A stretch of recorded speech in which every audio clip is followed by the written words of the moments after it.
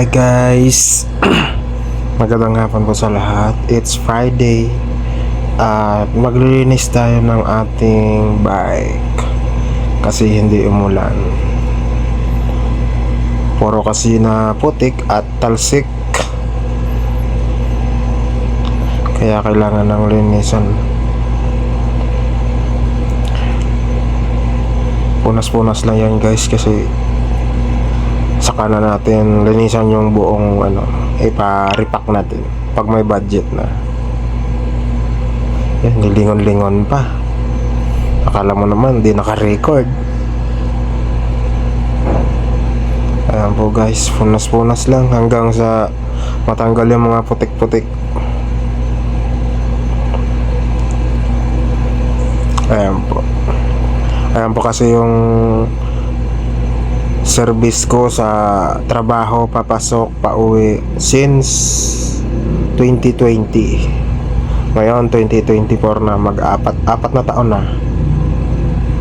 4 years na bike to work. Nakakatipid ka naman kaso mahirap pag umulan. Hindi ka makatakbo ng maayos pag may baha.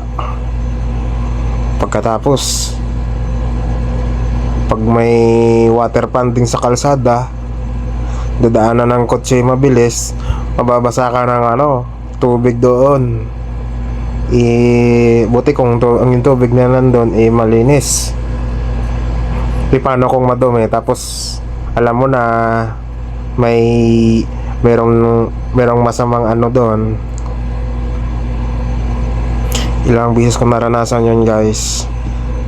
Kaya pag merong water panding, doon ka na lang dumaan mismo sa gitna ng water panding para yung mga kotse hindi dadaan doon. Yun. Kasi mahirap na pag mabilis yung takbo nila tapos dadaanan yung water panding. Wala, tapon talaga. Kaya ayun, sa mga nagbabike to work dyan, ingat-ingat lang palagi. Pero kahit na nag-iingat ka, meron pa din mga kamuti sa kalsada. Lalong-lalo na yung mga yung mga jeep. So, pag may mga pasahero sa gilid, diretso sa gilid. Wala nang signal light. Ikaw naman siksik ka rin ng siksik, di masiksik ka talaga sa gilid. Since 2020, lagi akong nakakasagi ng taxi, nasasagi ako ng jeep, nasasagi ako ng motor. Minsan ako yung nakasagi. Ganon. Business experience lang yan.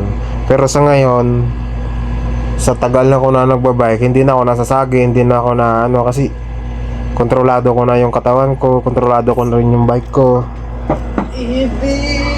So, ayun. Kaya, ayun. Sa una lang naman yung mahirap, pero pag nasanay ka na, hindi na. Kailangan mo lang ng sipag at tiyaga.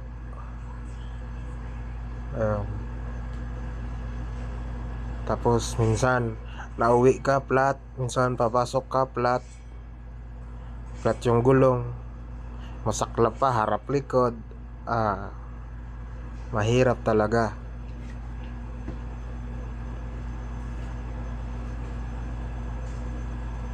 Yan, tapos minsan dati yung ginagamit yung kadena, yung local pa. Minsan pag binirit mo, pinadyakan mo ng malakas, napuputol.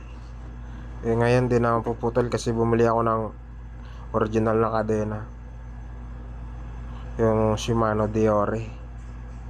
Nasa 1,800, 11 speed, ganun. So ayun, nagpalit muna ako ng dyan, tubig kasi madumi na masyado.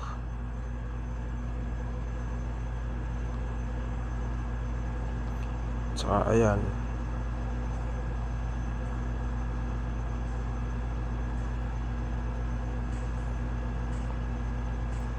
at saka pagdating sa kalsada, bigayan lang, wala namang problema eh. Hindi naman sa atin yung kalsada, para naman sa lahat, kaya magbigayan na lang. Kung may kunting anuhan, paubaya na lang.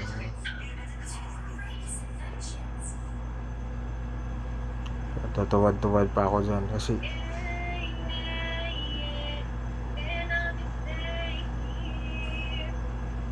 po, marami kasing putik na nakasiksik sa mga sa mga sulok-sulok. Eh ayan, pag hindi mo nalinisan ng ilang araw, magkukos ng kalawang. Eh pagkatapos kalawang, ayun na, may tumutunog na sa bike mo. Ayan, laki pala ng dibdib ko dyan oh. Dibdib mo lang malaki. Ayun po. Tapos na po yan. Tapos na po akong maghugas.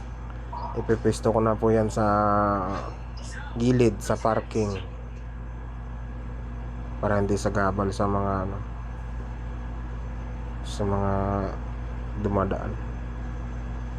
Ayan po.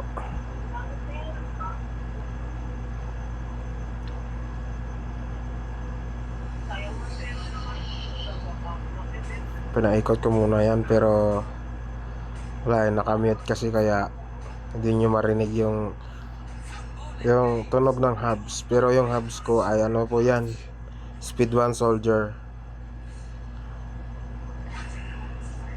Speed 1 Soldier. Let's